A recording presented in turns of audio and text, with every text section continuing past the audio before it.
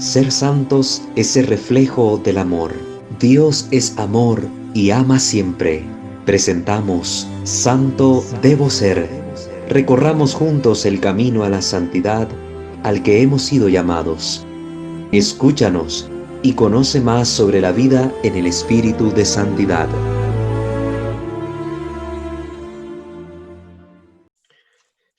Sean bienvenidos a una sesión más sobre nuestras reglas de discernimiento de espíritu que nos proporciona San Ignacio de Loyola para poder nosotros entender mejor qué movimientos provocan en nosotros la búsqueda de una cosa o de otra, o el perseguir un fin u otro, y así pues nos guiemos adecuadamente, cristianamente, en nuestro caminar de fe. Les invitamos a suscribirse a este canal Santo Debo Ser, materia espiritual, ¿verdad? Es materia espiritual lo que compartimos por acá. Igualmente activen la campana de notificaciones para que estén pendientes de cuando subamos nuevo material al canal. De igual forma, les invitamos a suscribirse a nuestros otros dos canales, Creo Señor, Yo Creo, contenido doctrinal, y Misterio de Fe, contenido litúrgico, para que conozcamos mejor las celebraciones de nuestra fe. También les invitamos a darle like, a seguirnos en nuestro fanpage, @WalterFajardo20, y así todos pues podamos formar parte de esta comunidad formativa y evangelizadora. Vamos pues a ponernos en la presencia del Señor para comenzar con nuestra sesión de hoy. En el nombre del Padre, del Hijo y del Espíritu Santo. Amén. Señor Dios nuestro, te bendecimos, alabamos y te damos gracias por permitirnos encontrarnos una vez más para poder continuar nuestro proceso de formación en estas reglas maravillosas que nos ha dado tu Santísima Madre a la Iglesia, para que podamos conducir nuestra vida cristianamente y de forma tal que te agrademos con todos nuestros actos, pensamientos y palabras. Señor, que tu Espíritu Santo nos ilumine, nos guíe para que podamos comprender a fondo el conocimiento que aquí se nos ofrece.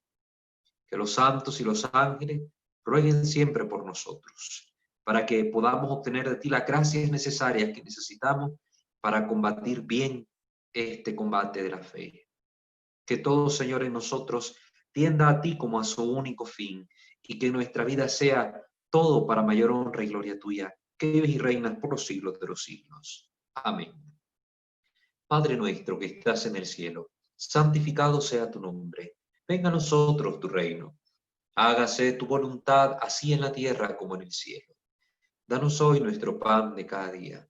Perdona nuestras ofensas, como también nosotros perdonamos a los que nos ofenden. No nos dejes caer en la tentación y líbranos del mal. Amén. Dios te salve María, llena eres de gracia, el Señor es contigo. Bendita eres entre todas las mujeres y bendito el fruto de tu vientre, Jesús. Santa María, Madre de Dios, ruega, Señora, por nosotros pecadores, ahora y en la hora de nuestra muerte. Amén. Gloria al Padre, al Hijo y al Espíritu Santo, como era en el principio, ahora y siempre, por los siglos de los siglos. Amén. Ave María Purísima, sin pecado concebida. En el nombre del Padre, del Hijo y del Espíritu Santo. Amén. Muy bien, queridos hermanos. Hoy damos inicio a la segunda parte de estas reglas de discernimiento, conocidas como reglas de la segunda semana. Recordábamos que los ejercicios espirituales de San Ignacio solían impartirse en un rango de días bastante amplio, ¿verdad? Un mes entero de ejercicios espirituales, o en algunas ocasiones se imparten estos ejercicios en 15 días. Entonces se distribuyen los temas en 4 semanas, ¿verdad? Cuando se ve este contenido, cuando se hacen estos ejercicios en un mes, en 4 semanas. Entonces las reglas de discernimiento se van tocando a lo largo de las semanas de ejercitación. Entonces el primer conjunto de reglas se ve en la primera semana y el segundo conjunto de reglas se mira en la segunda semana de los ejercicios espirituales. Hoy vamos a introducir este segundo conjunto de reglas. Vamos a dar unos matices importantes sobre lo que vamos a ver acá y ya luego a partir de la próxima sesión, pues vamos a ir viéndolas una a una como hemos hecho con las reglas anteriores, ¿verdad? Ya hemos visto las primeras 14 reglas, después de haber hecho una introducción general al tema del discernimiento y una introducción más específica al contenido de las reglas de la primera semana. Comenzamos pues. Reglas de la segunda semana. Otras reglas que tratan más a fondo la misma materia del discernimiento de los espíritus.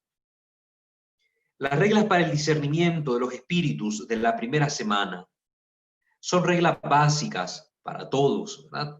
Tanto para los pecadores, como los principiantes en el camino de la fe, como los que ya llevan un poco adelantado el camino espiritual. Son válidas porque estas reglas, estas 14 primeras reglas son bastante generalísimas y contienen información excelente que nos ayudan a orientarnos bien en nuestro caminar cristiano. Muchos de ustedes que me verán tal vez ya llevan un poco de caminar en su vida espiritual, ya llevan algunos años integrados a una parroquia, a un grupo, y pues aún así, estas reglas que hemos visto les son útiles. Muchos pudieron conocer y comprender la utilidad de esas reglas, reglas que tal vez nunca habían oído o que no se imaginaban que existían y cómo las podían aplicar en su vida espiritual. Entonces, son útiles para todos, esas 14 reglas. Pero de ordinario, con almas avanzadas en los caminos de la vida interior, el demonio se las ingenia de otra manera más sutil. Por eso, estas reglas ahora son un poco más específicas. Esto es para las personas que ya llevan una vida más avanzada, que llevan una vida de ferviente oración, que llevan una continua vida delante del Señor practicando su voluntad, sus mandamientos, que tienen temor de Dios, que quieren salvar su alma, con una preocupación más férrea en esto, ¿verdad? Entonces, el demonio se la va a ingeniar de una forma más sutil. Hablamos sutil, él va a buscar la manera como disfrazar las cosas. Recuerden que él se nos aparece bajo la forma de ángel de luz, cuando es un ángel tenebroso, ¿verdad? Un ángel de oscuridad, un ángel de tinieblas. Entonces, él engaña presentándose bajo apariencia de luz. Entonces, aquí hay que tener el ojo más puesto, más al Cristo, decimos ojo al Cristo, aquí hay que estar muy pendiente. Es entonces cuando es más difícil frustrar los planes del demonio, porque en general, cuando ya las almas van avanzadas, el demonio las tienta bajo apariencia de bien. Miren qué interesante. Ya no les propone hacer el mal, les propone que hagan el bien. Me río porque es curioso esto. Es curioso. Uno dice, bueno, pero si el demonio es un ángel caído, es un ser maligno, ¿cómo me va a proponer a mí que haga el bien? No, no me puede conducir al bien. Esto es una locura. Momento.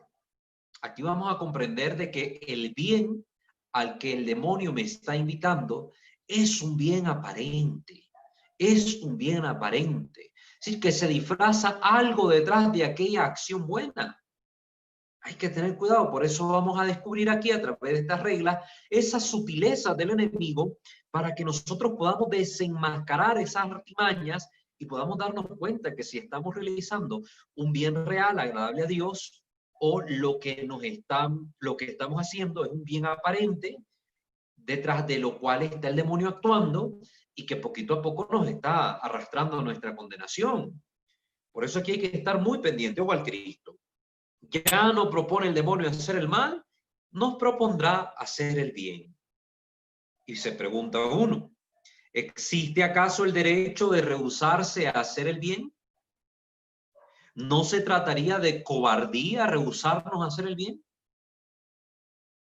Bueno, sin embargo, ¿cuántas almas, cuántos apóstoles celosos, cuántas obras importantísimas han sido echadas por tierra por buenas razones hábilmente presentadas por este seductor transformado en ángel de luz? Miren lo que se nos dice acá. El demonio ha perdido muchas almas muy buenas, muy celosas, muy apostólicas. Y muchas obras de Dios también, disfrazado como ángel de luz. Cuando la persona no sabe discernir bien, es fácil caer en la trampa del demonio.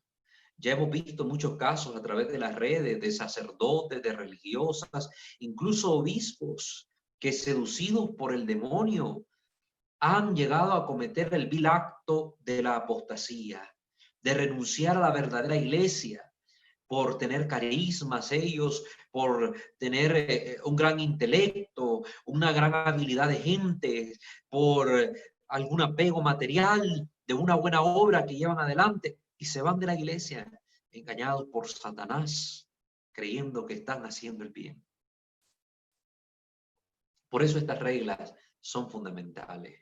No crean que alguien por ser sacerdote, por ser religioso, religiosa, obispo, cardenal incluso, no crean que conoce todos los misterios, o conoce toda la fe, o conoce toda la riqueza espiritual. No, yo igual soy una persona que voy tratando de conocer lo más que puedo, pero primero moriré antes de conocer todo lo que existe en la iglesia. Entonces algunos se pierden esta riqueza, algunos nunca las han oído, aunque sean obispos, aunque sean obispos. Entonces, qué bueno que ustedes están asistiendo de esta formación. Ya decía Sócrates, este gran filósofo griego de la antigüedad, ¿sí?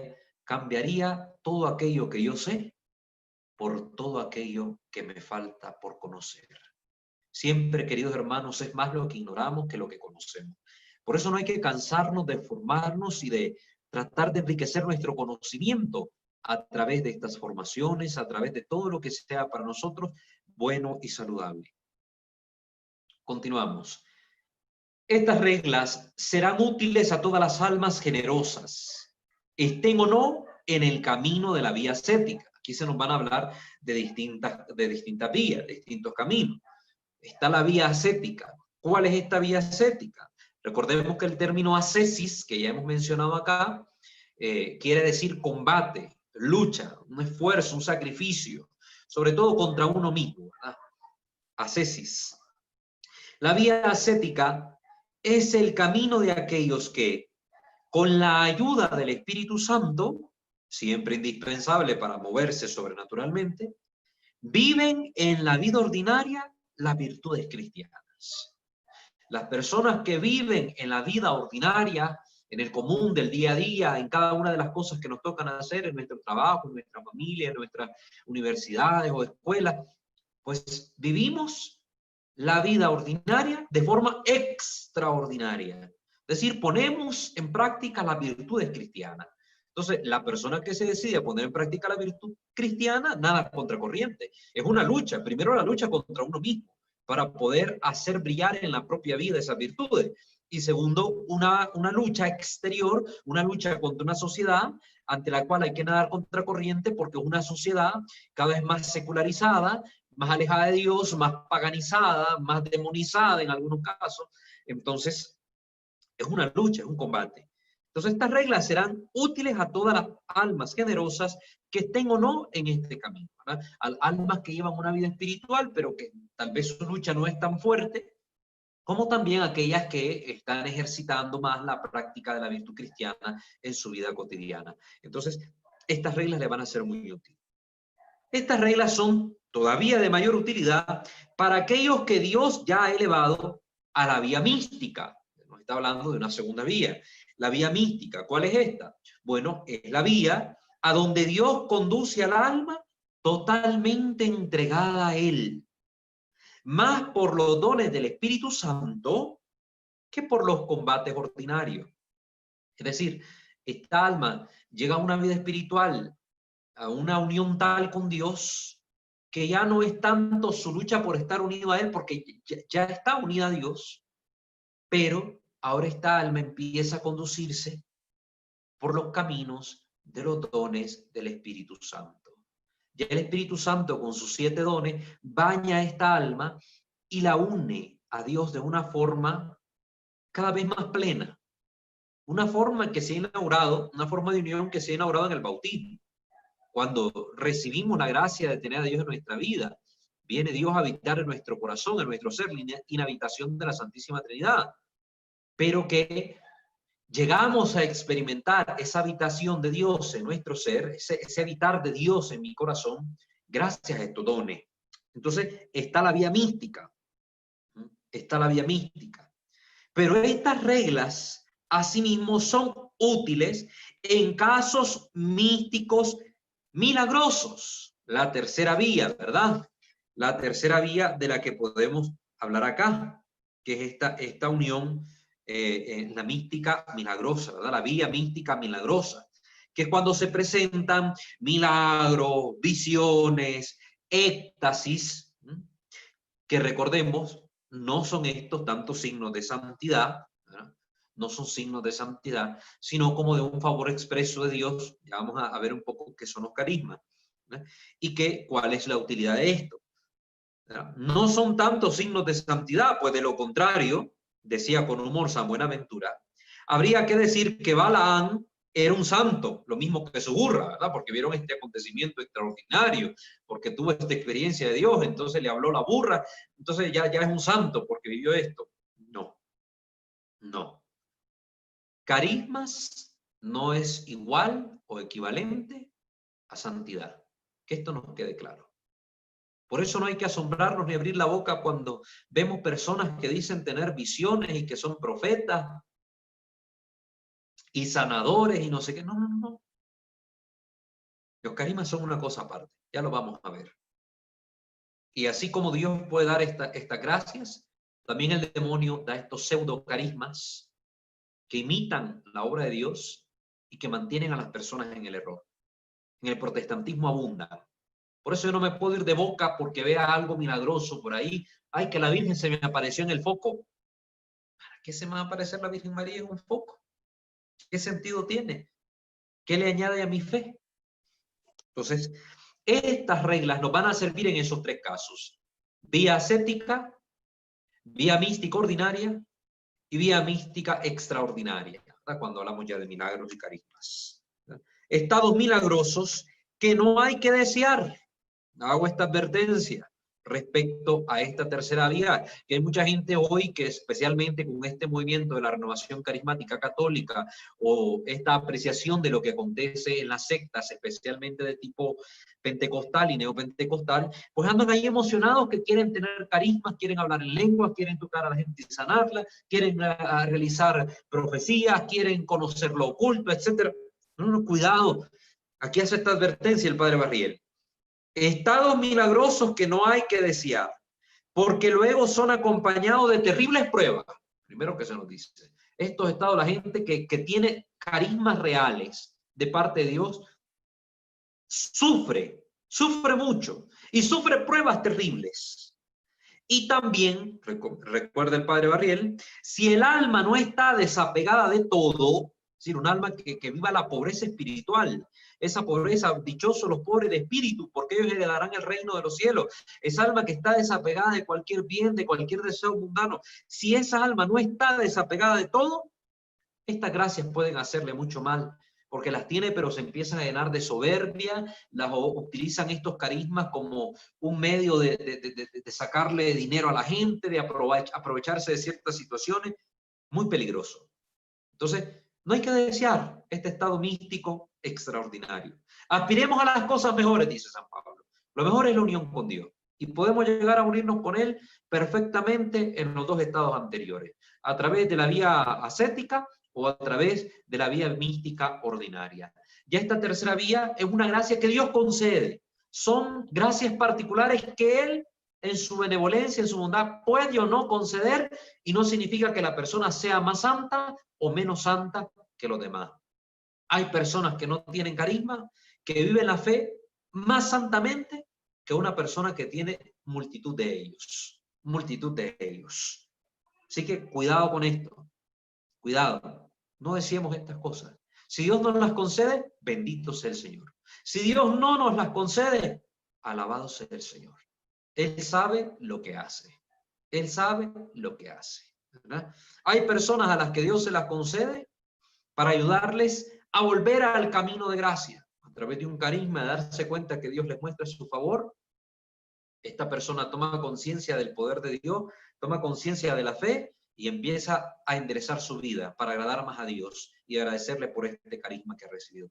Hay otros que lo reciben como un favor de Dios, simplemente para ejercer mejor la caridad cristiana, que tal vez ya están ejercitando esa virtud a través de la unión con Dios, pero para hacerlo mejor, por su entrega al otro, por su entrega al necesitado, al enfermo, etcétera, Dios le concede cierto carisma para llevar a cabo de forma mejor ese servicio, esa misión. El padre Valet decía: todos somos llamados a la unión mística ordinaria, todos, a donde el Espíritu Santo nos conduce a través de sus dones. Pero no todos son llamados a la unión mística milagrosa. No todos, son unos cuantos. Todos tenemos el llamado universal a ser santos. Esa es la vocación universal de todos, ser santos. Es la segunda vocación universal. La primera vocación universal es la vocación a la vida. Dios nos ha llamado a existir. Dios nos ha dado la vida. Después de llamarnos a la vida, nos llama a ser santos a todos. Pero dentro de esa llamada, también hay distintas llamadas. A uno lo llama al matrimonio, a otros a la vida consagrada, a otros a la vida de soltería, a otros lo llama a la vida sacerdotal. Entonces, no todos están llamados a lo mismo. No todos. Entonces, en primer lugar, todos estamos llamados a la unión mística ordinaria con Dios, a unirnos con Él por la acción del Espíritu Santo. Pero no todos están llamados a la unión mística milagrosa. Ahí ya cuando empiezan a manifestarse carismas en nuestra vida. Y si bien Dios llega a llamar a alguno, éste debe aceptarlo humildemente y con gran felicidad. ¿Sí? Con un corazón pleno, alegre, que busca agradar a Dios, pero pequeño como la Virgen. He aquí la esclava del Señor. Nunca olvidemos esas palabras pronunciadas por nuestra madre. Ecce ancilla Domini, fiat mihi secundum verbum tuum. He aquí la esclava del Señor, hágase en mí según tu palabra. Es lo que tenemos que aprender de la Virgen. Es lo que tenemos que aprender de ella. La pequeñez. Entonces, trátese de una vida ascética o una vida mística, de unión mística ordinaria o vía extraordinaria, visiones, éxtasis, etc. Estas reglas que piden se les preste atención pueden ayudar a muchas almas a que estén tranquilas o a frustrar las trampas del demonio y a hacernos notar, si bien no del todo, al menos los signos que ponen al descubierto al mal espíritu.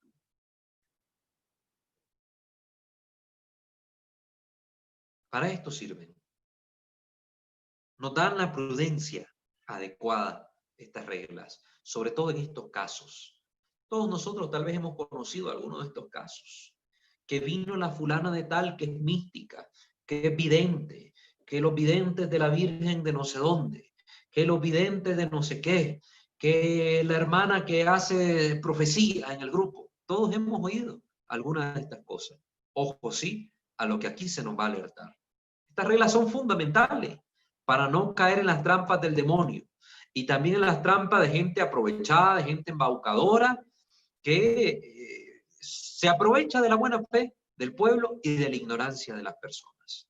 Por eso me interesa que ustedes que están atendiendo esto, que han tomado en serio la formación de estas reglas, se formen bien, porque ustedes serán luces para estas personas.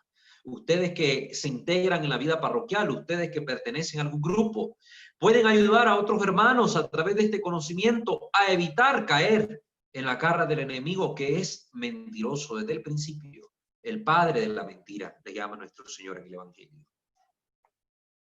Sobra decir que si no se las acompaña estas reglas con la oración y la docilidad al Espíritu Santo, se caerá a menudo en la trampa del demonio. Aquí hay una doble recomendación.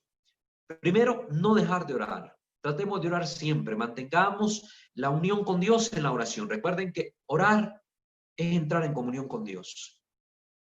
Entrar en presencia de Dios. El demonio detesta la oración precisamente porque lleva el alma a Dios y atrae a Dios al alma. No dejemos de orar aunque sintamos la sequedad, aunque estemos pasando por la noche oscura de la que hemos hablado en la cuarta regla. No dejemos de orar. Pero sobre todo, esto es una invitación personal que yo les hago, conozcan más y hagan amistad sincera con el Espíritu Santo. El Espíritu Santo es una de las tres divinas personas más desconocidas en la iglesia. Lo mencionamos porque hay que mencionarlo a veces, que en el nombre del Padre, el Hijo y del Espíritu Santo. Pero ¿dónde está nuestra relación con el Espíritu Santo? Amamos al Hijo y lo invocamos a cada rato, al Señor Jesucristo, que nos ayude, que nos proteja, y Jesucristo aquí, Jesucristo allá, al Padre también, aunque muchas veces también es otro de los grandes desconocidos, el Padre de nuestro Señor Jesucristo. Por ahí lo estamos invocando a cada rato, en el Padre Nuestro, en el Abba Papá, y Papito Dios aquí, Papito Dios allá. Pero muchas veces el Espíritu Santo es el gran desconocido. No lo invocamos con amor. Así como hay letanías a Dios Padre, hay letanías a Dios Hijo, también hay letanías al Espíritu Santo y a veces no las conocemos. Hay oraciones estilo rosario al Espíritu Santo. Hay muchas invocaciones al Espíritu Santo. Solo por allá nos acordamos de él para Pentecostés, para el momento de las confirmaciones y ya después. ¿Qué pinta el Espíritu Santo en nuestra vida? Hay que hacer amistad con el Espíritu Santo. Porque el Espíritu Santo hace que experimentemos de forma más llena en nuestra vida el acto redentor de nuestro Señor Jesucristo. Es decir, el Espíritu Santo nos une al Hijo para que el Hijo nos una más perfectamente al Padre Dios.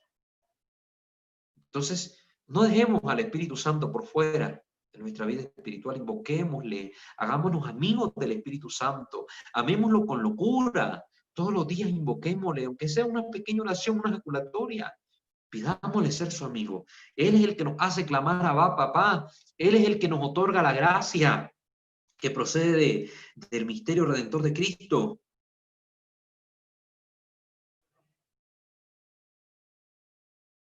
Con frecuencia se habla a la ligera de las gracias gratis date, es decir, de los carismas, éxtasis, milagros, visiones, ya sea en un sentido u otro sentido. ¿Cuáles? Por un lado, los eclesiásticos y la gente docta, la gente muy estudiada, que se inclinan a negarlos o a mofarse, a hacer burla, a menudo por evitar la simple vergüenza de pasar por crédulos. Entonces prefieren, los eclesiásticos muchas veces dicen, no, esto es invento, es locura, eso no existe, eso no es católico, eso no es tal cosa, y ya tenían ambiciones, tenían dones, tenían carisma, tenían todo, simplemente porque no. Ya, porque yo soy doctor en Sagrada Teología y yo digo, eso no existe, y punto. Ya está. Entonces muchos doctos, muchos instruidos en teología, en liturgia, en lo que sea, en cualquier materia de fe, muchas veces tienden a negar estas gracias, estos carismas. Otros, por el contrario, corren a la búsqueda de lo maravilloso. Otros andan como ávidos ahí de ver espectáculos de milagros y de sanaciones y de cosas ahí, y se imaginan que la Virgen Santísima va a aportar algo nuevo que la iglesia no haya recibido ya de su divino Hijo, como si la revelación no hubiera terminado con la muerte del último de los apóstoles. Ahí anda esta gente buscando mensajes de la Virgen, mensaje diario de la Santísima Virgen María de no sé dónde, al fulanito tal o a la fulanita tal, vidente de no sé qué cosa. Y ahí andan buscando. Ahí andan, detrás una y otra vez de estos mensajes. Mensajes de nuestro Padre San José al vidente fulano de tal para el 19 de cada mes. Y andan buscando mensajes extraordinarios, cosas raras, como que le hiciera falta algo a la revelación divina para poder nosotros vivir bien nuestra fe. Si esto fuera verdad, entonces toda la gente que vivió antes de esta aparición de San José o de esta aparición de la Virgen, se condenaron porque no conocían esta verdad. No, estamos muy equivocados. Cuando hay una aparición, mejor dicho, el término adecuado de visión, cuando se da una experiencia de visión real de la Santísima Virgen María, que es aprobada por la Santísima Madre Iglesia, esto nunca lo olviden, la Santa Madre Iglesia las aprueba cuando son reales, no le aportan nada nuevo a la revelación. Nada, absolutamente nada nuevo. Lo que hacen es permitirnos conocer mejor los misterios de nuestra fe, ahondar cada uno de estos misterios, o un misterio particular. Los mensajes deben siempre es un mensaje de conversión, un llamamiento a volver a su Hijo. Cuando son visiones auténticas, ese es el propósito. Un llamado de atención a la humanidad, no un nuevo mensaje misterioso, aquí que solo será revelado a los escogidos que crean esto, que difundan esta devoción. Cuando ya van así, esas supuestas apariciones ya hay que tener cuidado, ya no van bien, ¿no? Ya no van bien. Entonces hay gente que es todo lo contrario del primer caso. El primer caso quiere negar todo lo que tenga que ver con cuestiones extraordinarias en la mística. Y el segundo caso es el que quiere ver cuestiones extraordinarias por todos lados. Esta es la gente que fácil cae en las manos de los protestantes, sobre todo estas propagandas de noche de milagros con el superapóstol no sé qué, noche de sanación con el apóstol de no sé dónde. Ellos andan detrás de eso. Andan detrás de eso. Andan como la gente del pueblo de Israel detrás de Jesús. La gente que buscaba solo los milagros. Como aquella multitud que fue detrás del Señor a buscarlo después de la multiplicación de los panes y los peces. Jesús le dijo, y lo dice el Evangelio textualmente en griego, me están buscando por la razón equivocada. Me buscan porque le di de hartar, así dice el Evangelio. Es decir, le di de comer hasta que se saciaron, hasta que quedaron llenos. Me están buscando porque les di pan. Ustedes quieren a alguien que les dé pan gratis. Por eso hasta lo querían hacer rey a Jesús. No, ustedes me buscan por la razón equivocada. No es por los milagros que yo estoy aquí. Los milagros vienen a testificar, a dar fe de lo que yo anuncio en el Evangelio. Esto es lo que yo quiero que crean. Yo soy el pan vivo bajado del cielo. El que coma mi carne, el que da mi sangre, tendrá vida eterna. Pero yo les he dicho, ustedes no creen. Eso es lo que dice el Señor. Entonces, busquemos a Dios, por Dios. No caigamos en esta trampa. Hay gente que anda ahí buscando tantos milagros, quiere ver hostias sangrantes, gente estigmatizada, a las imágenes de la Virgen chorrear sangre, pero no quieren convertirse. No quieren hacer lo que Dios nos pide, guardar su palabra, sus mandamientos. Entonces, aunque la Virgen chorree sangre por todos lados, no se van a salvar, porque no convierten su vida a Dios. Eso es lo que quiere el Señor, que conviertan su vida al Señor. No que sean presa de espectáculo. Si el Señor permite esos acontecimientos en algunos momentos ciertamente milagrosos, es para bien de la alma, para fortalecer su fe, para invitarlos a la conversión, pero no como un espectáculo barato de magia. No se trata de eso. Miremos esto. Gersón el sabio, hablando del tipo de persona docta, como el primer caso que mencionamos, Gersón el sabio se burlaba de las visiones de Santa Catalina de Siena, esta gran mística de la iglesia, y quería que el concilio de Constanza condenara todas sus revelaciones y visiones y ordenara que no se hablara más de ello. Entonces, este hombre era un férreo enemigo de Santa Catalina. Y ya vimos que todo lo que esta santa el Señor le concedió conocer estaba en orden a la revelación y que hizo un gran bien a la iglesia y lo sigue haciendo aún hoy. Lo mismo sucedió en tiempos de Santa Teresa de Ávila. Todas las personas doctas de aquella región se reunieron para discutir sus visiones y concluyeron unánimemente en que sus favores no eran de Dios. Asimismo, le enviaron una delegación para notificarle que estaba engañada por el demonio y que debía tratar de salir de esa vida que no eran sino ilusiones. Recuerdan que ya hemos comentado que Santa Teresa, en su libro de la vida, ella misma dice cuánto daño le hicieron personas que no entendían nada de estas cuestiones místicas. Simple y sencillamente por conocer de teología, por ser doctos en alguna materia teológica, ya se creían en capacidad de juzgar estas cosas y decir es el demonio que las provoca, ¿no? Hay que tener conocimiento de teología espiritual, de teología mística, para poder abordar este campo. Y así es como salieron grandes defensores también a favor de Santa Teresa de Ávila. Y hoy la vemos en los altares, canonizada como santa de la iglesia, nombrada doctora de la iglesia, una de las pocas mujeres con este título dentro de la iglesia, y que en cuestiones místicas, por favor, es siempre un punto de referencia. Una de las más grandes dificultades que se encuentra en la difusión de la devoción al Sagrado Corazón de Jesús, es que nuestro Señor se haya dignado de servirse de una humilde religiosa de la Visitación, Santa Margarita María de la Coque, para ordenar que el primer viernes del mes se celebrara esa festividad, esa consagración. Es difícil. Nadie creía que en una humildita mujer el Señor iba a anunciar semejantes cosas. Lo mismo ha pasado con las últimas visiones que se ha experimentado en la historia de parte de la Virgen, como es la visión de Fátima por parte de 3 humildes pastorcitos. La visión en Lourdes, otra mujer campesina, pobre, Bernadette de Subirú. Aquí mismo en México, Nuestra Señora de Guadalupe en su momento, la visión que tuvo un indito, Juan Diego, un converso del paganismo.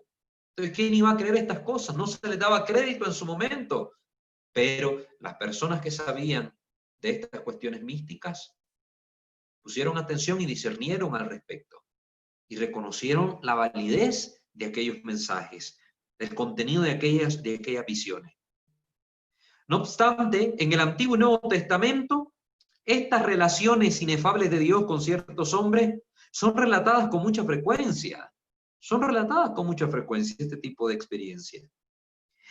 Es verdad que debe cuidarse el ser demasiado crédulo. Tampoco dar crédito a todo, porque dicen que viene el místico tal, el vidente tal, el sangrante tal. No. Tampoco hay que ser crédulo. Es mejor primero pecar un poco de incredulidad, como Tomás en ese momento, que ser tan crédulo que el demonio nos engañe.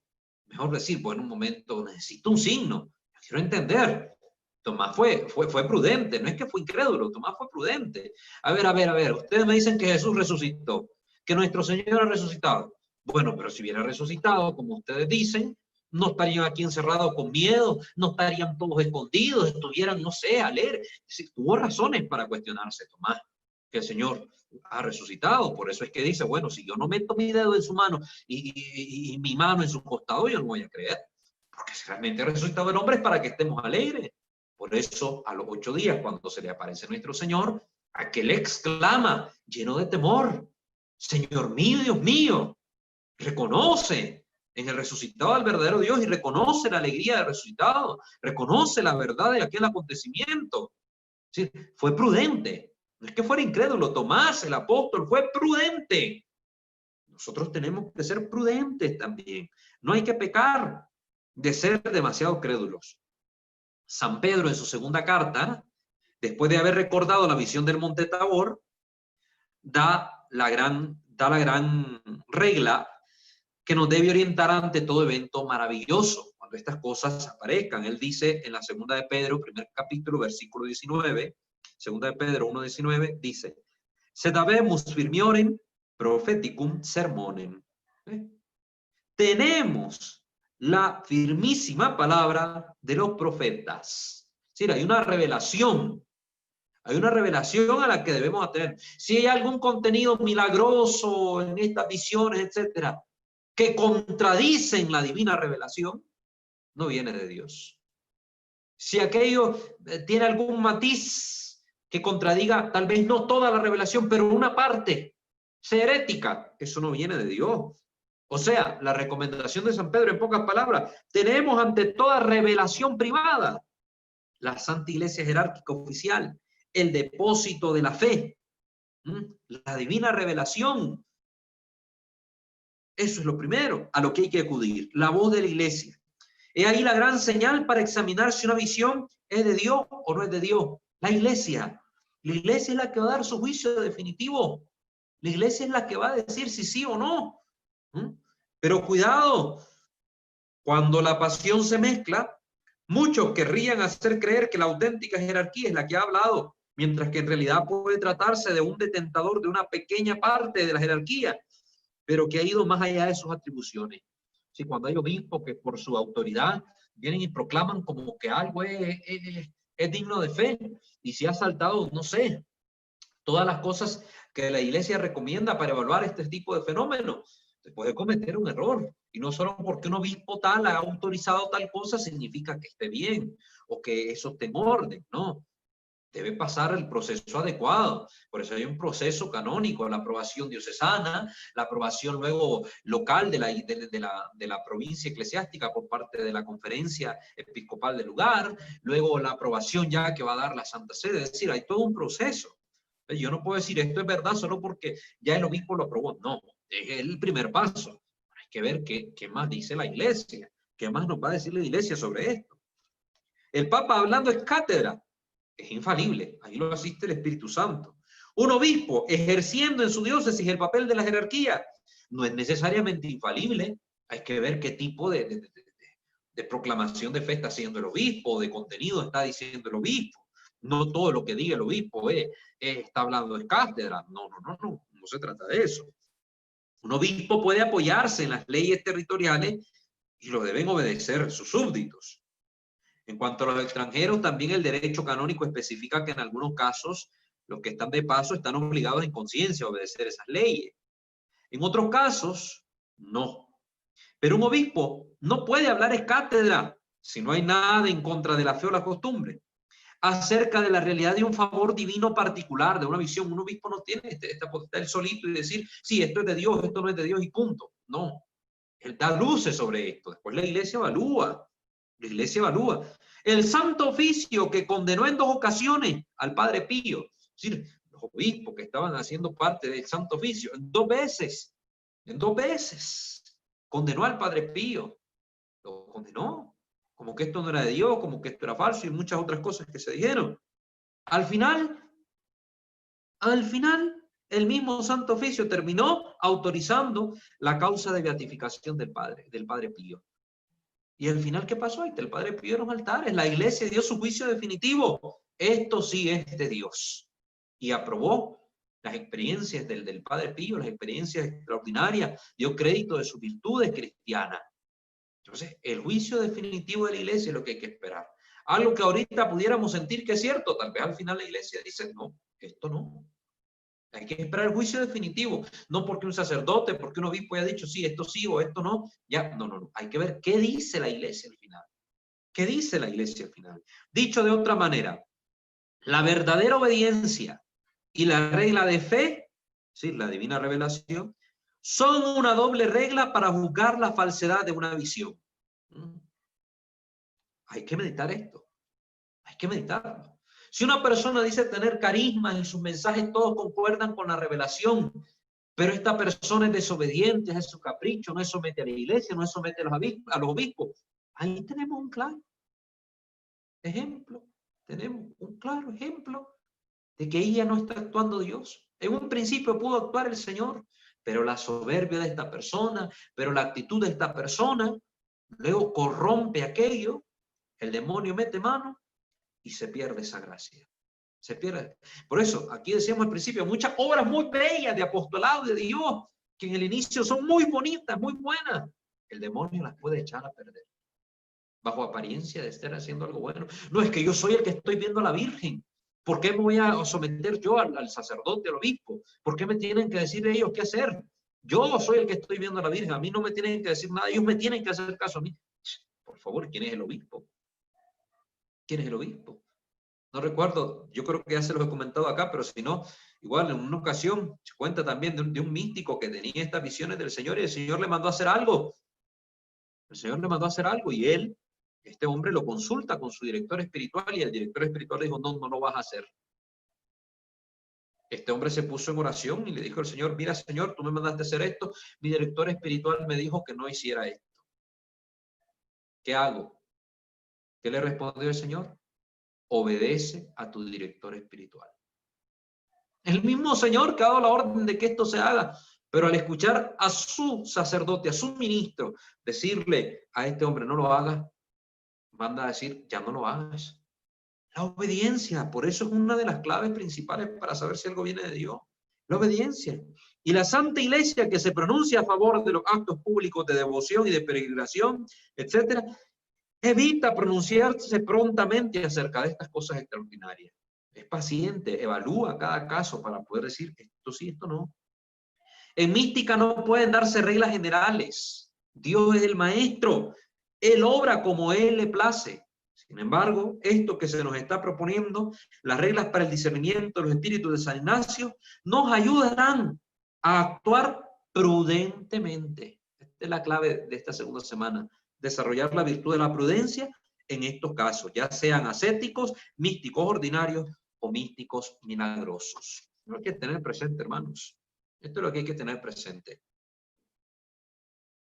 Ya que hemos mencionado el tema de los dones y de los carismas, quiero tocar un poquito acerca de esto, tomando como fuente el libro del padre José Antonio Fortea, Un Dios misterioso, ¿verdad? Un Dios misterioso. ¿Cuáles son los dones de Dios? Principalmente, el mayor don de Dios es el mismo que se nos ha dado en la persona de su Hijo y en el Espíritu Santo. Recordemos la siguiente cita bíblica, por ejemplo, Juan 3:16. Tanto amó Dios al mundo que por amor ha dado a su único Hijo para que todo el que cree en Él tenga vida, vida eterna. Otra cita. Jesús le respondió, si conocieras el don de Dios y quién es el que te dice dame de beber, tú le habrías pedido a Él y Él te habría dado agua viva. Juan 4:10. ¿No? Lucas 11:13 dice, si pues nosotros siendo malos sabemos dar cosas buenas a nuestros hijos, ¿cuánto más el Padre del cielo dará el Espíritu Santo a los que se lo pidan? Si ustedes siendo malos dan cosas buenas, ¿cuánto no más el Espíritu Santo va a ser dado por el Padre del cielo a quien se lo pida? Dios se da a sí mismo, se da como don. Don es regalo, se nos ofrece una dádiva. Es en el Hijo, por el Espíritu Santo, que recibimos toda clase de bienes por parte de Dios, especialmente aquellos dones que nos ayudan en nuestra edificación espiritual y perfeccionamiento cristiano, para ser cada vez más perfecto como Dios es perfecto. Este es el propósito de los dones. La perfección de vida, la santidad, ser santo. No se me dan los dones para ser un payaso de circo, un actor de magia, un espectaculista. No, no, no. Se me dan los dones para yo ser cada vez más perfecto, más santo, como Dios es santo. Santo Tomás de Aquino, en la Suma Teológica, ¿verdad? La Suma Teológica nos dice, él define los dones de la siguiente manera. Son estados o cualidades creados por Dios que capacitan, ¿verdad? Capacitan, es decir, al que no puede, al que no sabe, al que no entiende, al que no tiene, Dios lo capacita, le da la gracia, le hace saber, poder, entender, que capacitan al hombre para seguir con gusto y facilidad los impulsos divinos al orden salvífico. Estas gracias me permiten a mí más fácilmente hacer la voluntad de Dios en mi vida. Sobre todo para tomar la recta decisión, cuando yo recibo estos dones, sobre todo puedo tomar más fácilmente la recta decisión en situaciones complicadas y oscuras. A ver, hago esto o lo otro. Aquí viene la luz del Espíritu Santo. En medio de la confusión producida por las razones en pro y en contra. Son auxilios divinos.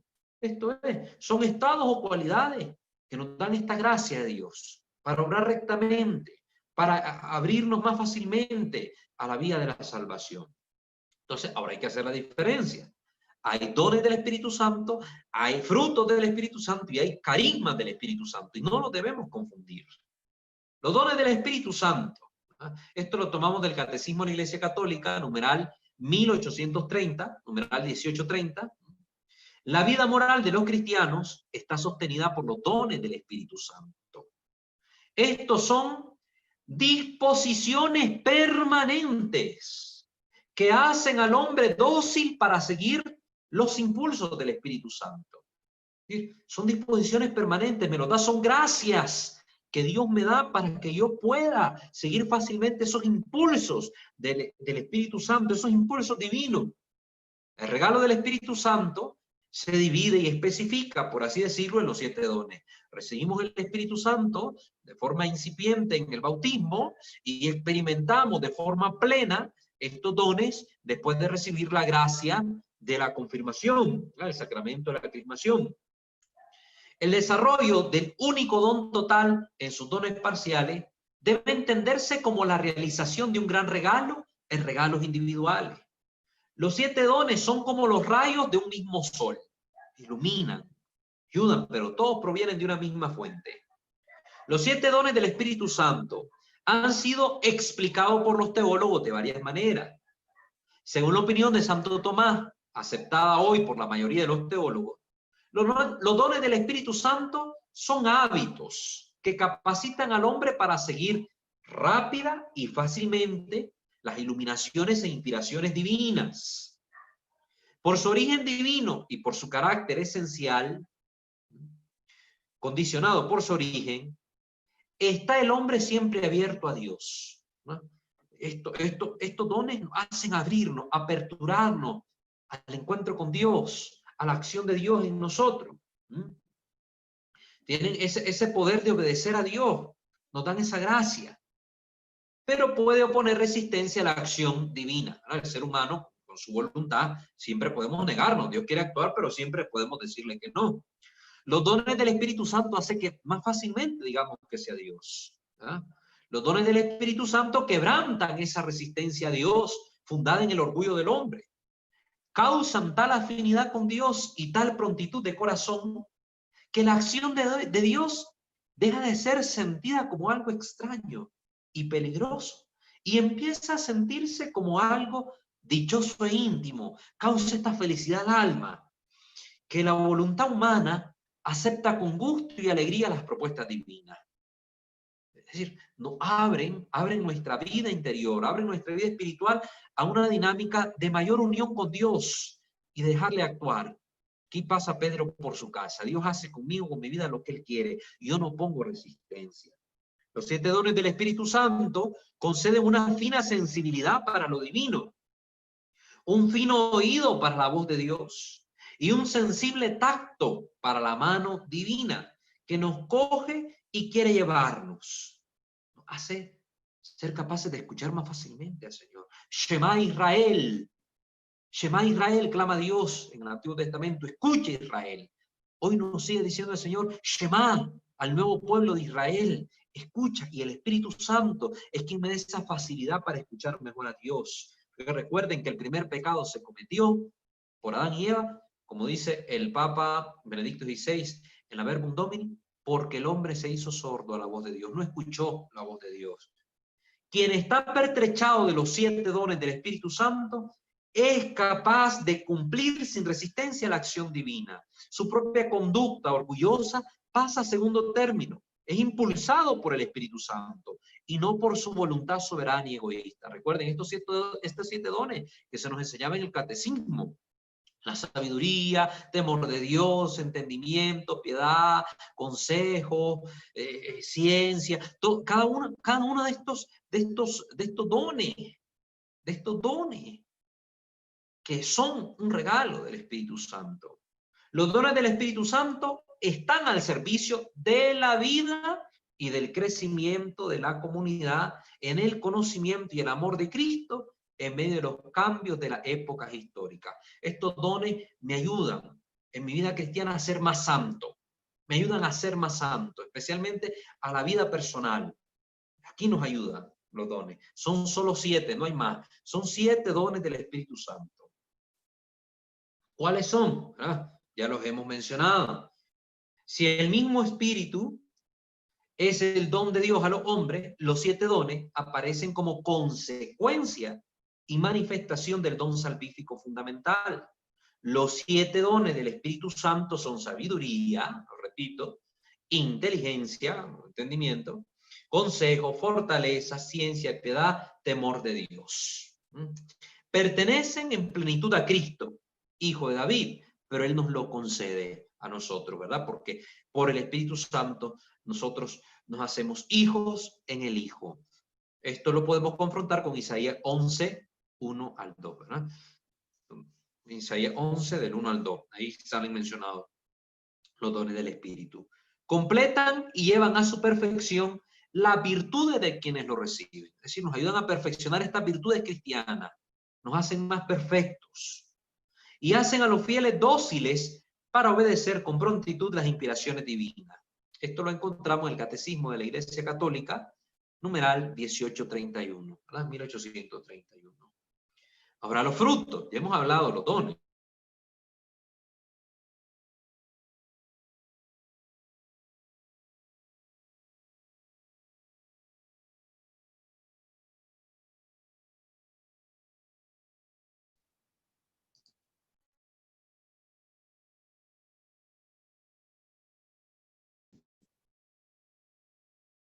Sí, espero que se escuche, ¿verdad? Según el Catecismo, los frutos del Espíritu Santo son perfecciones que forman en nosotros el Espíritu Santo, como primicias de la gloria eterna. Son primicias de la gloria eterna. Miren qué hermoso esto. La tradición de la Iglesia numera 12. Son 12 frutos. Entonces, cuando nosotros abrimos al Espíritu Santo, nos abrimos a la acción del Divino Espíritu, los dones empiezan a hacer su obra en nosotros. Y como consecuencia de esta obra de los dones, empiezan en nosotros a aparecer estos frutos, los 12 frutos del Espíritu Santo, mencionados en Gálatas 5:22 al 23, 5:22 al 23. Caridad, gozo, paz, paciencia, longanimidad, bondad, benignidad, mansedumbre, fidelidad, modestia, continencia y castidad. Son los 12 dones del Espíritu Santo, los 12 frutos del Espíritu Santo, ¿verdad? Los que se producen en nuestra vida gracias a su acción. Entonces tenemos por un lado los dones que nos hacen ser más perfectos, ser más santos, y por otro lado los 12 frutos, que son consecuencia de aperturarnos a esta acción del Espíritu Santo. Y entonces, ¿qué son los carismas? ¿Verdad? ¿Qué son los carismas? Miremos este último puntito y con eso vamos a terminar la sesión de hoy. Los carismas son las gracias espirituales y aptitudes conferidas a cada cristiano para desarrollar su labor en la iglesia. Entonces, el carisma viene a colaborar con la obra que nosotros realizamos en la iglesia. Es decir, vienen a hacer un bien para la iglesia, un bien para la comunidad cristiana. Cada cual tiene de Dios su gracia particular. Unos de una manera, otros de otra, ¿verdad? No todo el mundo va a tener el mismo carisma, pues de los que tienen carisma. No todos van a tener todos los carismas como una enciclopedia, un conjunto de gracias ahí que disponen de ellas como quieren, ¿no? O tienen una o tienen la otra, o pueden tener varias, pero no todas. ¿Eh? Esto lo dice 1 Corintios 7:7. 1 Corintios 7:7. Cada cual tiene de Dios su gracia particular, uno de una forma, otros de otra. 1 Corintios 7:7. En el sentido más estrecho, carisma es la palabra teológica que denota las gracias dadas a individuos cristianos para el bien de otros. Charis, ¿verdad? Gracia, un don, un regalo de Dios. ¿Eh?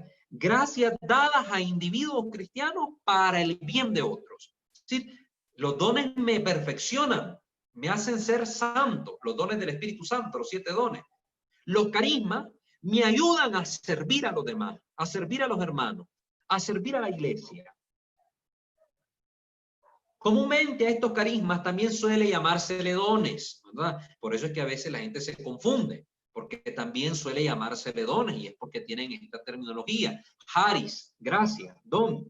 Los dones son gracia de Dios también, los dones del Espíritu. Pero los dones y frutos del Espíritu Santo, siendo dados para la santificación personal, no deben ser enumerados entre los carismas. Son aparte, ¿verdad? Repetimos esto, ya lo hemos dicho, pero me gusta que quede claro. Los dones y los frutos para la santificación personal. Los carismas, ayudar al servicio de la iglesia, de la comunidad. Los carismas que puede conceder Dios son muchísimos y muy variados. Los tratados de místicas traen largas listas, algunos tan inusuales como la capacidad de reconocer si algo está bendecido o no.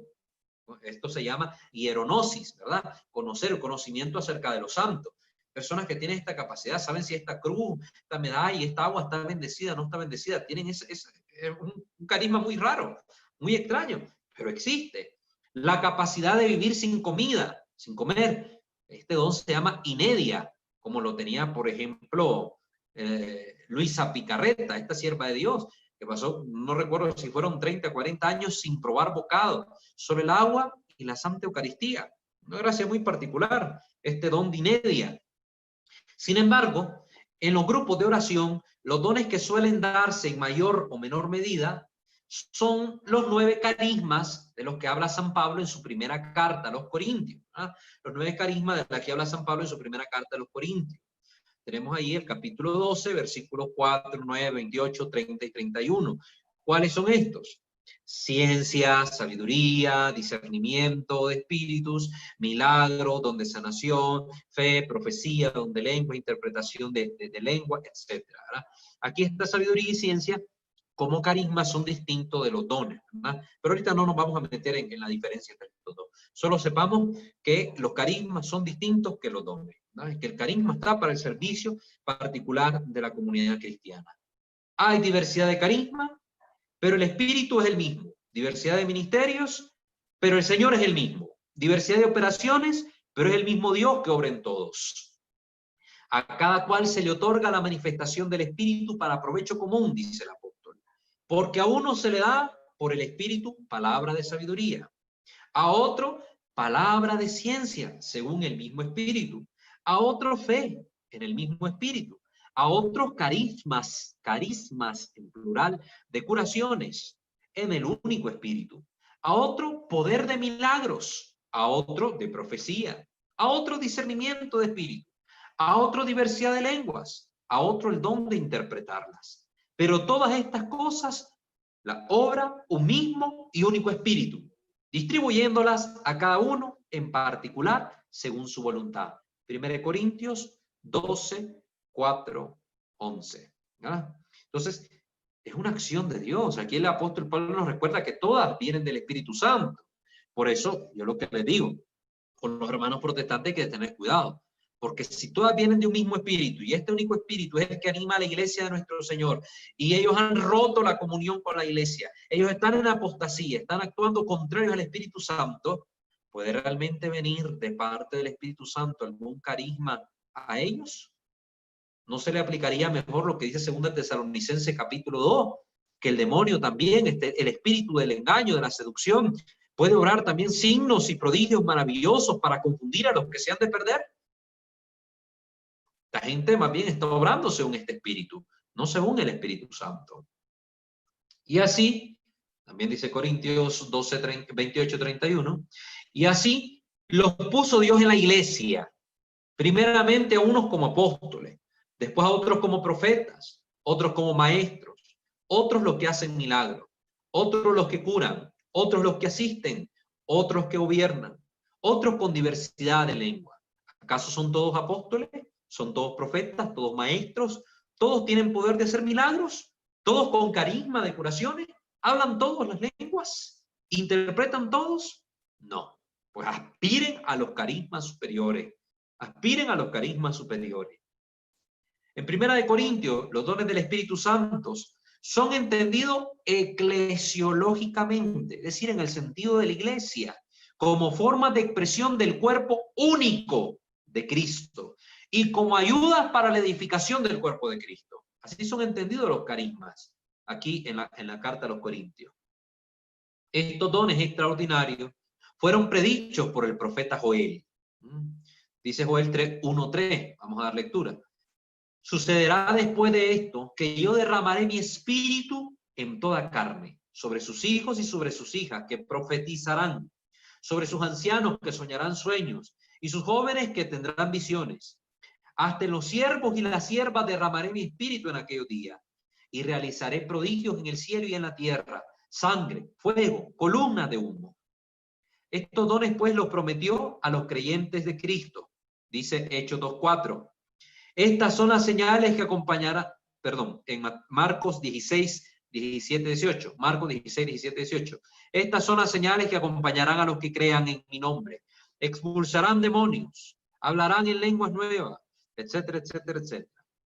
La promesa del Señor fue realizada el día de Pentecostés, como dice Hechos 2:4. Vino el Espíritu Santo, se derramó sobre la iglesia y todo esto comenzó a acontecer. Entonces, ya con esta introducción, yo creo que ya tenemos claridad en qué nos van a ayudar estas reglas. A poder ser prudentes, sobre todo cuando tengamos conocimiento de casos de este tipo, ¿verdad? De visiones, éxtasis, milagros, que se me apareció la Virgen en un palo, que se me apareció allá San José en la mancha de café. Para ver todo esto, que vino aquí a hablarnos un estigmatizado. El demonio puede hacerle salir los estigmas a una persona, hermanos. Por eso, ya hemos dicho que estos milagros, estos carismas, estas cosas así milagrosas, no son signos de santidad. Y estas reglas nos van a ayudar para saber discernir, bueno, ¿y esto que estamos viendo es de Dios o no es de Dios? ¿Esto que sentimos viene del Señor o no viene del Señor? nos van a ayudar a tener prudencia, a ver si conviene seguir adelante con esto o no conviene, a ver si mejor tomamos distancia o mejor nos alejamos del todo o qué. Entonces, son fundamentales estas reglas, sobre todo para quienes han decidido llevar una vida más unida al Señor, una vida de mayor unión con Cristo, a través de la acción del Espíritu Santo. Recomendación final: háganse amigos del Santo Espíritu, enamórense del Espíritu Santo, conózcanlo, lean sobre Él, aprendan más de Él, relaciónense más con Él. Sobre todo, pidan la gracia de poder vivir más intensamente los dones que ustedes recibieron de forma más plena el día de su confirmación por la imposición de manos del señor obispo. Los 7 dones del Espíritu Santo, para que en ustedes broten esos 12 frutos. Y si Dios lo quiere y es su voluntad, y alguno de ustedes pueda recibir de parte de Él un carisma para el servicio de la iglesia. Para el servicio de la iglesia. Muy bien. Concluimos aquí la sesión de este día. Les invito a darle like a nuestro fanpage, @WalterFajardo20 en Facebook, para que ustedes nos sigan y formen parte de esta hermosa comunidad formativa y evangelizadora. E igualmente a suscribirse a nuestros 3 canales: Santo Debo Ser, Creo Señor Yo Creo y Misterio de Fe. Activar la campanita de notificaciones para que usted pueda estar pendiente del material que subamos por cualquiera de estas 3 plataformas. Muy bien. Abrimos ahora los micrófonos. Si alguno tiene algún comentario, alguna pregunta que hacer respecto a lo que hemos escuchado hoy, pues bienvenido sea. Estamos acá para poder echarles una manito. Muy bien. Si hay algún comentario también en Zoom o en YouTube, también ahí, por favor, Naivi nos lo hace saber.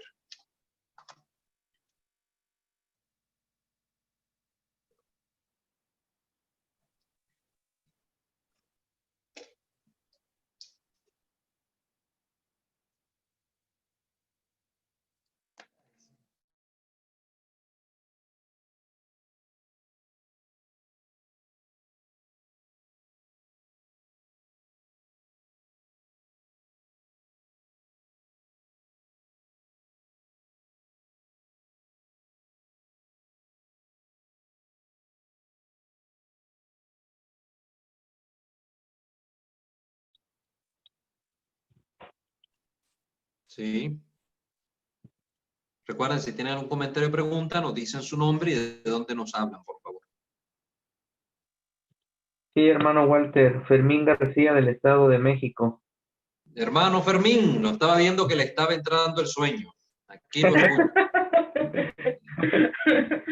Sí, mire, en la cuestión es... ¿Tiene apagado el micrófono, hermano? Hermano Fermín. Ah, sí, ahí sí ya me escucha. Sí, ahora sí. Ok, en el tema específico de las revelaciones, todo lo Verá, místico, todo este tipo de situaciones, a mí me viene a la mente algo que quisiera yo saber. le escucho un poco Eh, entrecortado, hermano. ¿Ahí me escucha bien? No, todavía se le ve un poco entrecortado. Me decía que en el tema de En el tema de las revelaciones, las revelaciones privadas, sí. sí, o revelaciones en público también, No, revelación a mí privada, me revelación viene... privada. La única revelación pública es la de nuestro Señor Jesucristo, que acabó con la muerte del último de los apóstoles. Todas las demás, aunque sean de la Virgen, de los Okay. santos, son revelaciones privadas. Si se le llama privada, ese es el nombre propio. Aunque hayan visto 1000 personas algún fenómeno extraordinario, siempre están dentro de una revelación privada. Ok, pues en cuestión a lo que pasó en Fátima, en Portugal, la Virgen da el secreto a los niños de Fátima y Sor Lucía por último escribe o el último secreto. A mí me concerna un poco, bueno, quisiera yo saber por qué la iglesia hasta cierto punto de alguna manera este, se dan este secreto como que a medias, o sea, la iglesia decidió que no era conveniente dárselo a conocer al pueblo, aunque la Virgen, su voluntad era que sí se dijera y al fin de cuentas no se dijo tal cual era. ¿Qué pasó ahí o qué acontece en ese caso? Sí, hay que ver en primer lugar que lo que se entiende como secreto no es necesariamente algo que está ahí oculto, misterioso, mágico, no, no, no, nada que ver. Cuando hablamos de secretos o se les dé este nombre, es porque el mensaje se va revelando paulatinamente, ¿verdad? Según lo que Dios va disponiendo, en qué momento se van a revelar. Entonces, aunque se sepa el contenido de aquel secreto, de aquella revelación, pues se tiene oculto por parte primero de los pastorcitos, porque fue a ellos que se les reveló. Ellos luego lo dieron a conocer a las autoridades eclesiásticas. Entonces, se tiene ahí reservado hasta el momento en que el Señor, por hacerlo a Virgen, en este caso, se lo indique a los pastorcitos. Los 3 secretos ya fueron revelados.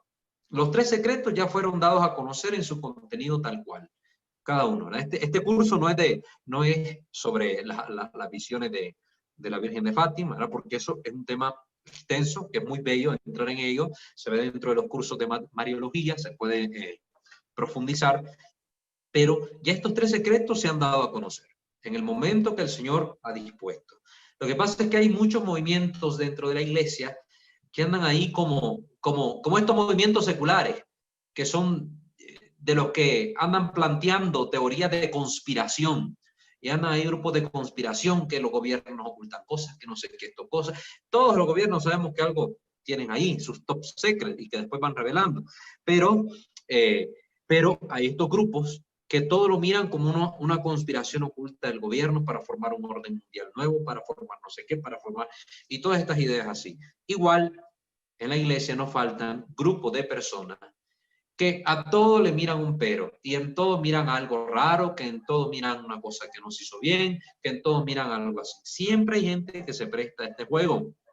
Y entonces, por ejemplo, están diciendo que la iglesia ha ocultado el 3er secreto, que de hecho hasta hoy no se conoce, y que a Sor Lucía incluso la cambiaron en el monasterio, que la verdadera se murió años antes, que después la suplantó una usurpadora, y tantas cosas que se oyen por ahí. Tantas cosas de personas que al final de cuentas andan inventando locuras, porque, como les he dicho, ninguna revelación privada viene a quitarle o a añadirle algo a la revelación que nuestro Señor Jesucristo ha hecho. ¿Qué significa esto? Que yo podría negar toditas las apariciones o visiones de la Virgen, toditas, de todos los santos, de todos los ángeles y de toda otra cosa. Yo podría no aceptarlas en mi vida de fe y aún así encontrar la salvación. ¿Por qué? Porque no son requisitos para mi salvación. Para mi salvación es requisito creer en lo que nuestro Señor Jesucristo ha revelado.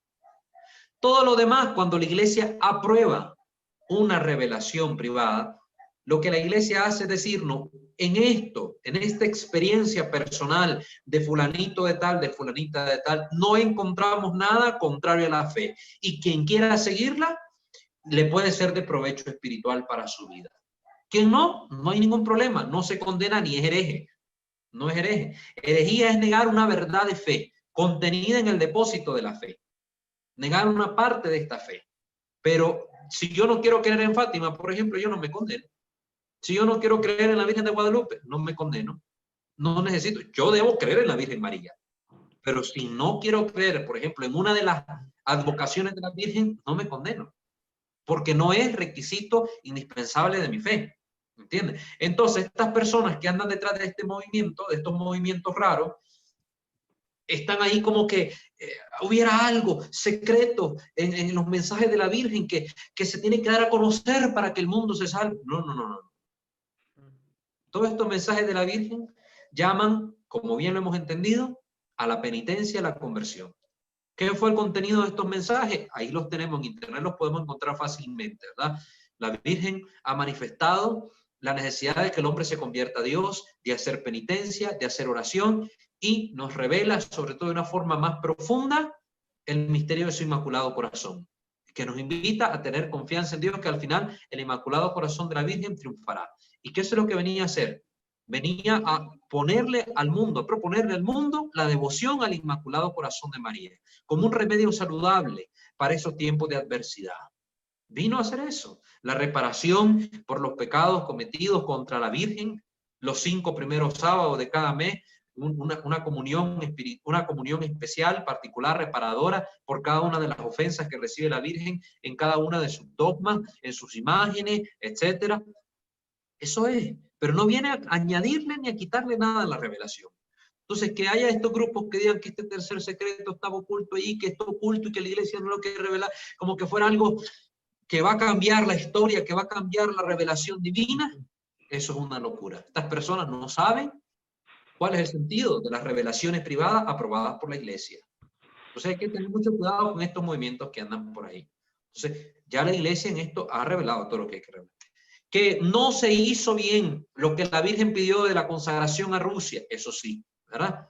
Eso sí, estamos claros, no se hizo bien. La Virgen había pedido que el Papa, en unión con todos los obispos del mundo entero, consagrara a Rusia a su Inmaculado Corazón.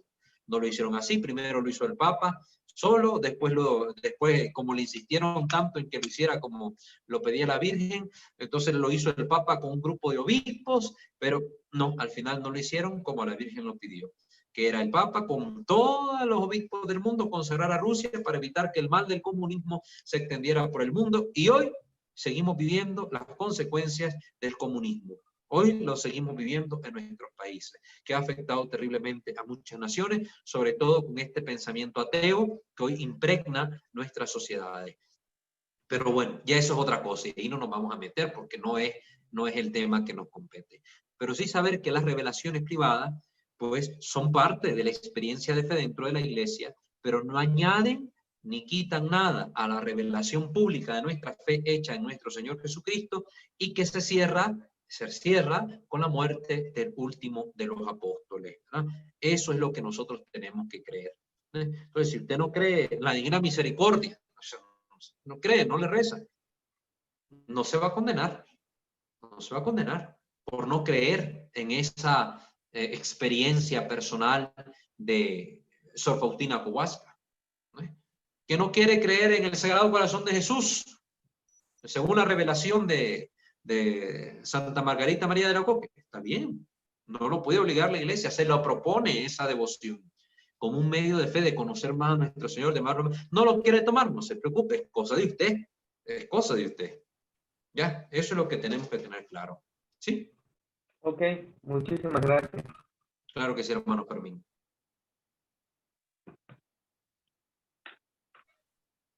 ¿Alguien más que tenga algún comentario, alguna pregunta? O Naivi, no sé si hay algún comentario ahí.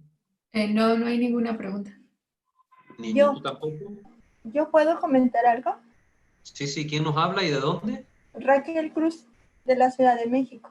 Raquel Cruz, de Ciudad de México. Le escuchamos, hermana. Pues yo nada más quería hacer el comentario que fue muy enriquecedora la información de hoy, como todas, pero hoy me gustó mucho porque mi padre tiene 80 años de vida y mi papá siempre nos dice que hagamos una oración al Espíritu Santo.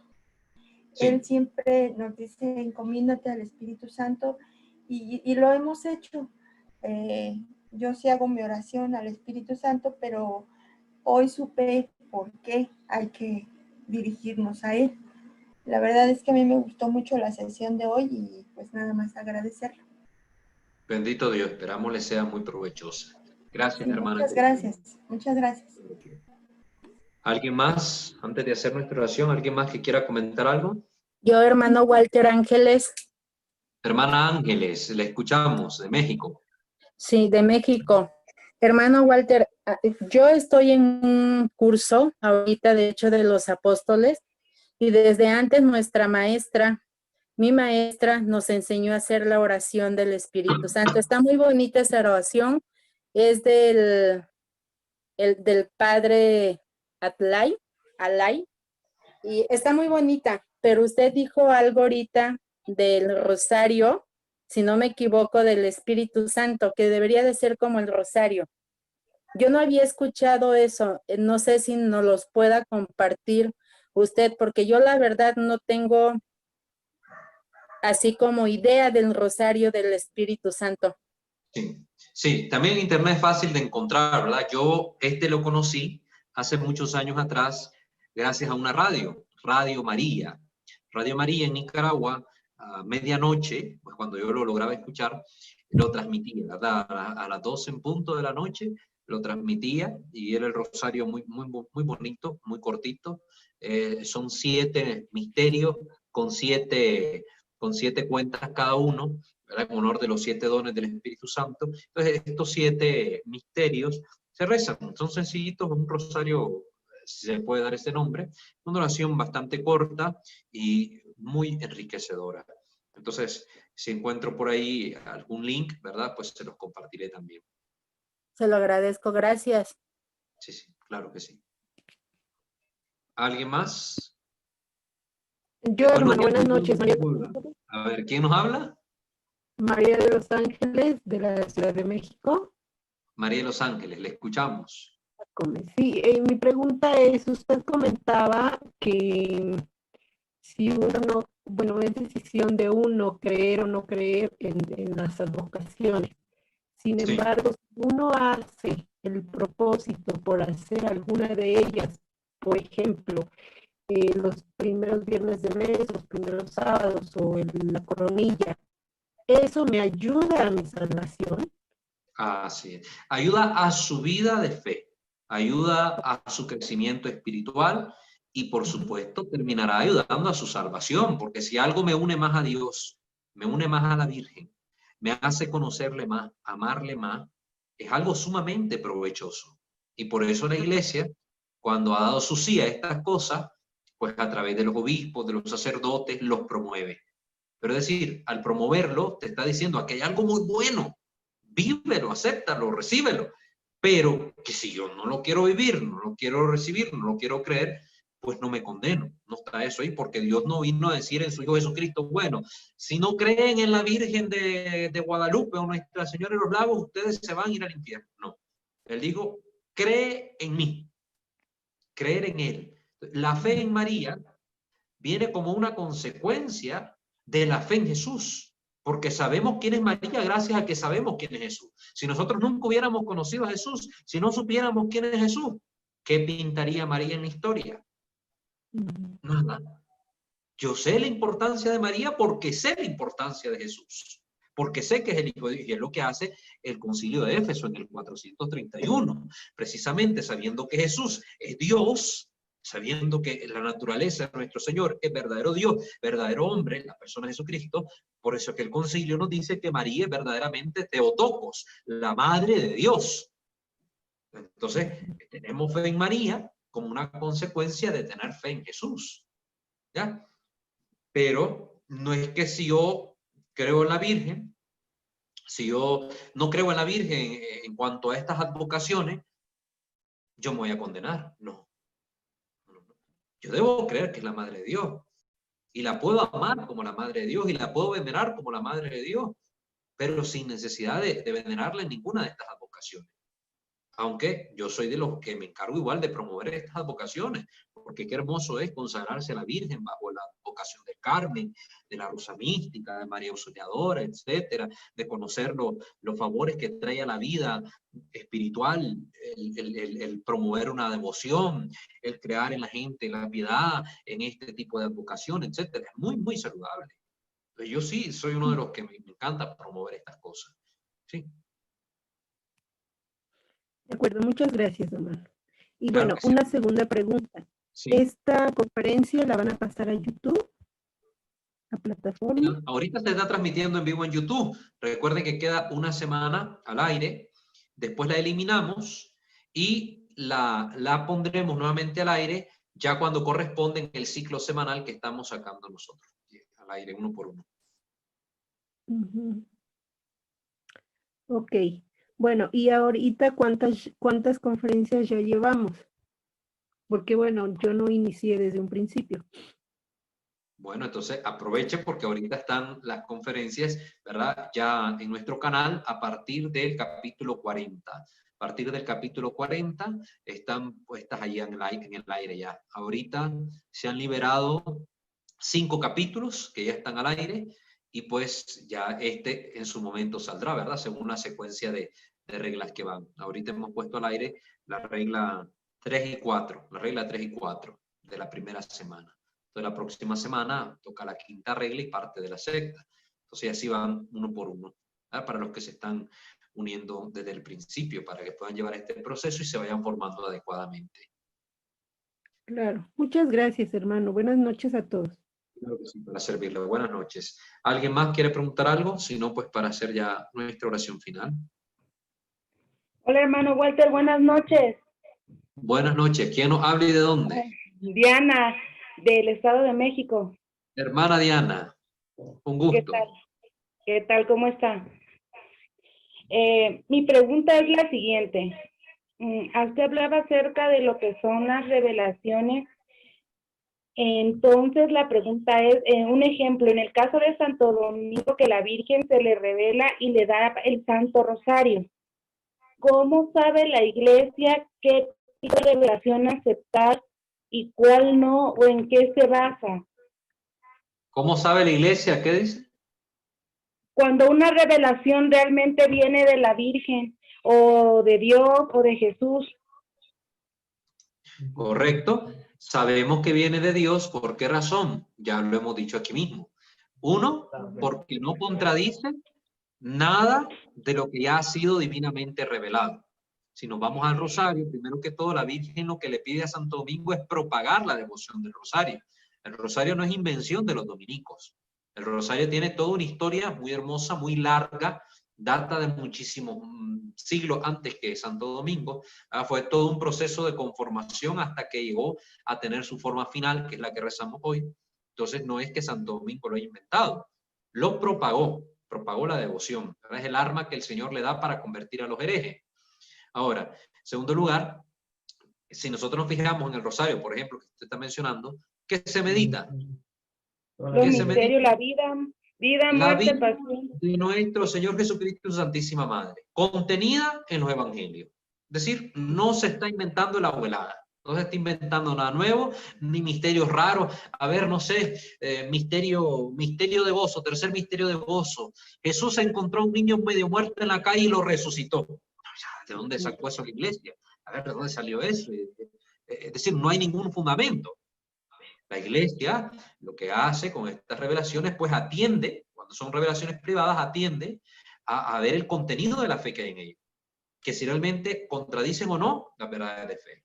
Segundo lugar, también atiende a la persona que recibe estos mensajes. Si es una persona de fe, si es una persona con virtudes, si es obediente a la Iglesia, etc. Hace todo un estudio. Hace todo un estudio para poder comprender si esto viene o no de Dios. Como fue con el Padre Pío. El Padre Pío fue sometido a distintas pruebas, a distintos peritos que lo evaluaron, hasta psicológicamente, todo para ver que todo estuviera en orden. Y una vez que se dieron cuenta de la realidad de estos eventos, de lo milagroso de los sucesos, entonces ellos fueron capaces de decir, sí, esto viene de Dios. ¿Ya? Sí, lo que pasa es que hace poco escuché de la devoción a la preciosa sangre de Cristo. Como dice, no le estoy escuchando nada, hermana. Sí, es que hace poco escuché lo de la devoción a la preciosa sangre de Cristo. Sí. Pero también me topé con algo que decía que no es una devoción que realmente la Iglesia Católica ya haya aceptado. Sí, bueno, la devoción de la preciosísima sangre de Cristo en estos momentos todavía es una revelación privada que se sigue desarrollando en el tiempo. El vidente no ha muerto. Una de las condiciones que en este caso la Iglesia está llevando a cabo es esperar que muera el vidente, ¿verdad? Para poder hacer luego el estudio de las revelaciones, porque imagínense que diga la Iglesia, sí, esto es de Dios, lo que dice este vidente, háganle caso, que todo viene de Dios, y de repente este vidente empieza a decir herejías o cosas que no son. Van a decir, ¿no es que la Iglesia ha dicho que este hombre está autorizado? Y ahora está diciendo esto. No puede, entonces la Iglesia es prudente. Entonces, una vez que se ha cerrado el ciclo de revelación privada, la Iglesia hace un estudio del contenido de esa revelación. Y luego del estudio y de analizar otros factores, ella determina si el contenido está en orden o no a la revelación. Examina la vida de esta persona. Examina la vida de las personas que tuvieron relación con esta persona y con los sucesos. Escucha a los obispos del lugar. Escucha a los sacerdotes del lugar. Hace todo un peritaje para poder determinar la certeza o no de estos acontecimientos en materia de fe y que sea provechoso para los fieles. Entonces, ahorita la devoción es una devoción privada que tiene una aprobación diocesana. ¿Sí? Está aprobada en el territorio donde esas revelaciones están teniendo lugar. Y lo ha aprobado únicamente el obispo del lugar, ni siquiera la conferencia episcopal, ni siquiera toda la conferencia episcopal del país. Sí, está todavía siendo estudiado. Hay lugares donde esta devoción se ha promovido y que recordemos los textos, ya que se han recibido en África, toda esta revelación, el contenido está puesto en un idioma que no es el propio nuestro, el español. Entonces, al hacer traducciones, como todavía esto no está siendo bien regulado, hay traducciones que están erradas y propagan errores de fe en sus traducciones. Entonces, por ejemplo, aquí en México eso fue lo que aconteció. Muchas obras que están traducidas al español fueron traducidas con graves errores en materia de fe. Entonces, aquí en México, en todo México, la conferencia episcopal prohibió la devoción a la preciosísima sangre de Cristo, debido a esta razón. Entonces, se les está pidiendo a los fieles no llevar en su vida espiritual personal la práctica de esta devoción debido a todo eso.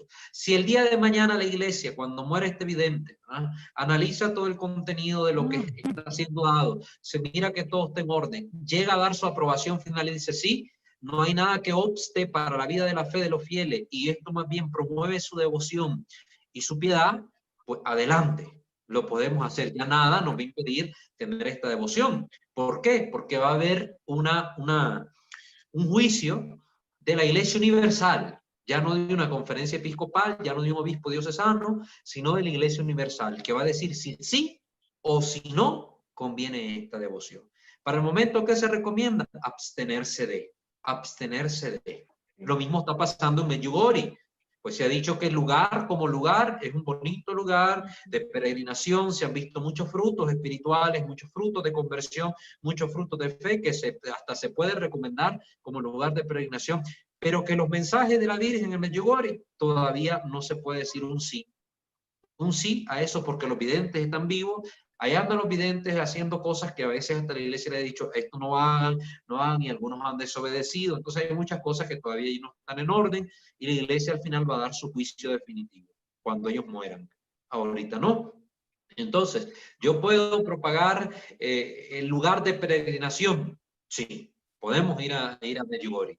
Pero promover los mensajes de la Virgen en Medjugorje como tal, no puedo.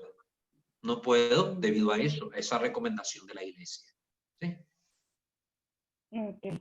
Entonces, para que una devoción o una delegación pueda ser como tal aceptada, primero tiene que morir evidente al que se le fue dado para poder tener investigación. En estos casos sí, debido a que los fenómenos se continúan dando. Es decir, no es un fenómeno como yo lo viví, ya me morí, no. Es decir, yo lo viví, ya cesaron en mí, fueron en mi infancia o fueron en mi juventud, ya nunca más volví a tener esta experiencia, entonces no hay problema, ya la iglesia hace un juicio sobre eso porque ya no hay nada nuevo que se esté dando como acontecimiento milagroso o místico. En el caso de estos videntes, sí, es algo que continúa. Por ejemplo, con los videntes de Medjugorje, pues ahí siguen diciendo que la Virgen se les aparece cada día de tal mes, entonces siguen vivos, siguen los acontecimientos, no puede dar un juicio definitivo. No puede dar un juicio definitivo, porque como hoy puede decir sí a esto, de repente sale otra cosa que no vaya a ser adecuada, entonces no puede. Por eso es lo que nos recomienda San Pedro. El juicio de la iglesia es lo que nosotros tenemos que aceptar, el juicio definitivo. Si la iglesia nos dice sí se puede creer esto, no tenemos motivo alguno para dudarlo y ponerlo en práctica. Si la iglesia nos recomienda un no definitivo a esto, no, esto que se está dando aquí, esto no es de Dios, yo no tengo por qué dudarlo y decir, no, esto no viene de Dios. Aunque yo esté viendo la hostia sangrante, aunque yo esté viendo que baila el sol, aunque yo esté viendo, porque el demonio puede imitar muchas de esas cosas, todo eso lo puede imitar el demonio. Entonces, no soy yo el que tiene el juicio definitivo para decir si algo es digno de fe o no. Es la iglesia. Y si yo soy cristiano, debo someterme a la autoridad de la iglesia. Y esto es lo que pasa con muchos grupos actuales que andan con estos pseudo mensajes y apariciones, etcétera. que son desobedientes, que ellos dicen, solo porque ellos lo experimentan o ellos lo han vivido, ellos se creen con el juicio y el criterio suficiente para decir esto es de Dios, porque lo estamos viviendo nosotros, porque yo lo siento y punto. Y si la iglesia dice tal cosa, a la curra la iglesia, no me importa, yo lo estoy viviendo. Ahí ya vemos un signo claro de soberbia, de espíritu contrario a la obediencia, a la humildad, a la acción del Espíritu Santo. Entonces, por eso hay que tener mucho cuidado con estos nuevos grupos que andan apareciendo por ahí. Ok, gracias. Claro, hermana Diana. Muy bien, por cuestión de tiempo, para no cansarlos mucho, vamos a terminar nuestra sesión de hoy. Pongámonos todos en la presencia del Señor. In nomine Patris et Filii et Spiritus Sancti. Amén. Señor, te damos gracias infinitamente por habernos permitido llegar al final de esta sesión formativa. Te pedimos que todo lo que aquí hemos adquirido como conocimiento nuevo sirva para nuestro crecimiento humano y espiritual, pero sobre todo para darte honra y gloria en nuestra vida. Que María, la siempre Virgen, interceda siempre por nosotros. Que los santos y los ángeles, con sus ruegos, nos alcancen de ti lo que más necesitamos para nuestra salud eterna. Ayúdanos a nosotros y ayuda a nuestras familias, amigos, bienhechores y a la comunidad humana que tanto te necesita, Señor. Hágase en nosotros según tu santa y divina voluntad, hoy y siempre. Amén. Bajo tu amparo nos acogemos, Santa Madre de Dios. No desprecies las súplicas que te dirigimos en nuestras necesidades. Antes bien, líbranos de todos los peligros. Oh Virgen siempre gloriosa y bendita. Amén. Sancte Micael Arcangele, defendenos in prelio, contra nequis diaboli esto presidio. Impere dili Deus supplices te precamur, tuque prince milicia celesti, Satanas galeosque spiritus malignos, via perdizione in animarum pervagantur in mundo, divina virtud in infernum detrude. Amén. Ángel de mi guarda, dulce compañía, no me desampares ni de noche ni de día, no me dejes solo que sin ti me perdería. En la hora de mi muerte llévame feliz a los brazos de Jesús, José y María. Amén. Ave María Purísima, sin pecado concebida. En el nombre del Padre, del Hijo y del Espíritu Santo. Amén.